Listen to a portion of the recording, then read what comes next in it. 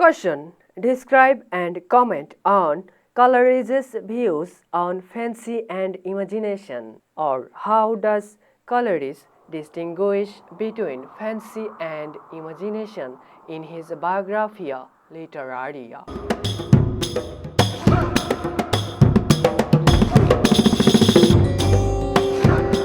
Answer. Early in Biographia Literaria, Coleridge has elucidated his views on two faculties, fancy and imagination. It was Wordsworth's poem Guilt and Sorrow that led him to meditate upon these two terms and come to the conclusion that imagination and fancy are two different faculties and not two names with different meanings. Wordsworth agrees with the view that fancy and imagination are two kinds of human faculties. Still, there is difference between the thoughts of these two contemporary poets regarding this subject. While Wordsworth has generalized the ideas of fancy and imagination, Coleridge has segregated them and showed two distinct qualities of imagination shaping and modifying. According to Coleridge, imagination has two forms, primary and secondary.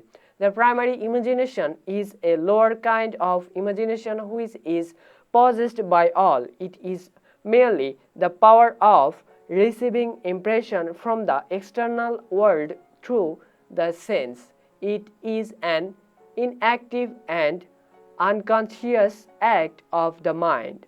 Through the primary imagination, the mind gets a clear image of the outside world.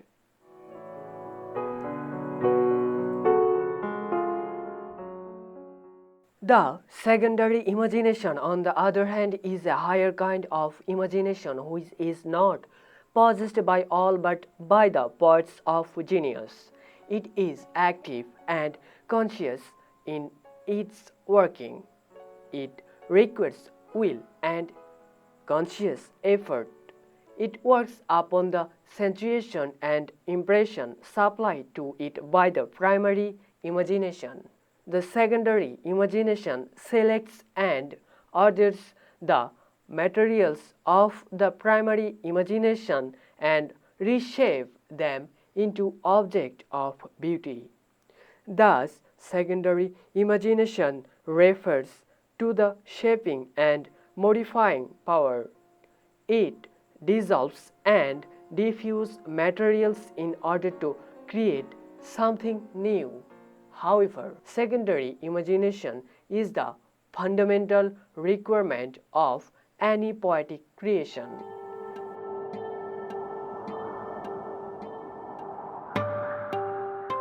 According to Coleridge, fancy is the inferior of the two forms of imagination.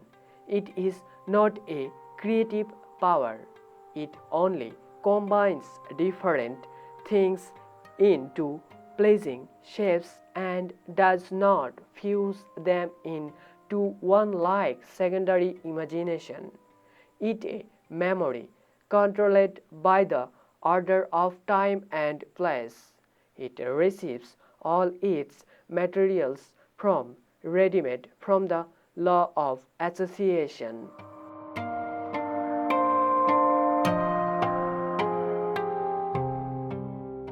Coleridge has described in which fancy and imagination function. The well-known illustration is taken from the meeting between Venus and Adonis in Shakespeare's narrative poem. The white hands of Venus have taken hold those of Adonis, which the poet pictures as a lily imprisoned in a jail of snow. This is the work of fancy that has brought together lily and snow simply because they are superficial alike for the witness of color.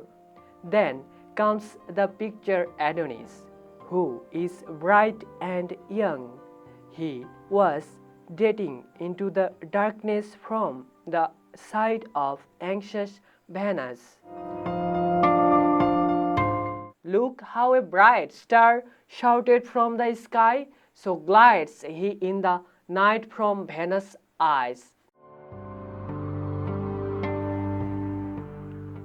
This is the working of imagination, where so many ideas are fused to create the image of charming Adonis plunged in the darkness, creating anxiety in the face of amorous Venus. Fancy is equated with mechanical mixture and imagination is equated with chemical compound.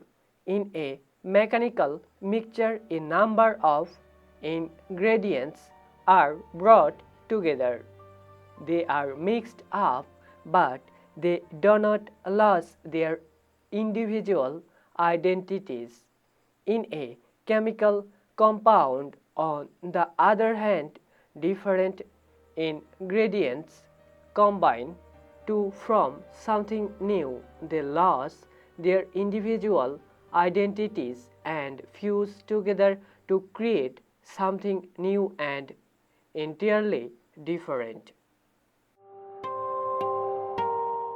From the above illustration of fancy and imagination, some noticeable distinction between them can be sorted out.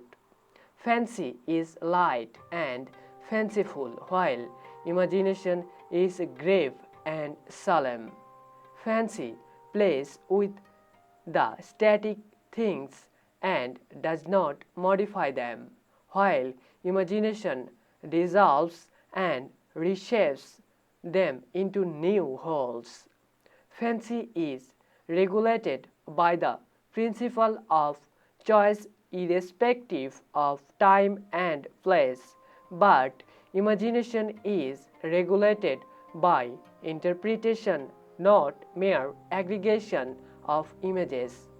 For Coleridge, fancy is the dress of poetic genius, while imagination is its very soul.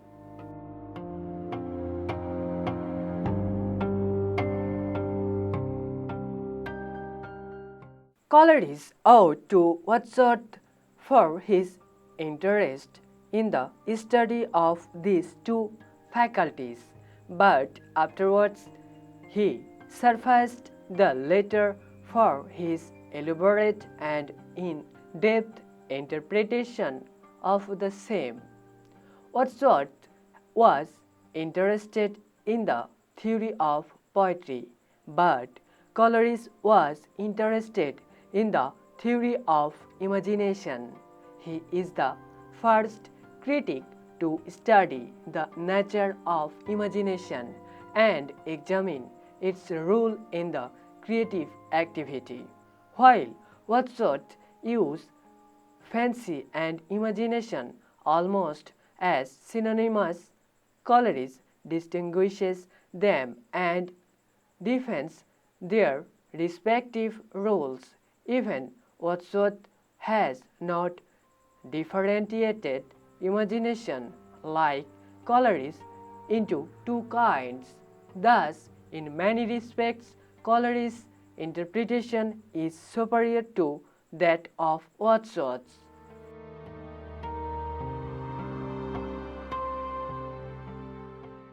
From the above discussion, conclusion may be drawn that Coleridge's idea on fancy imagination is unique, original, and complete in itself.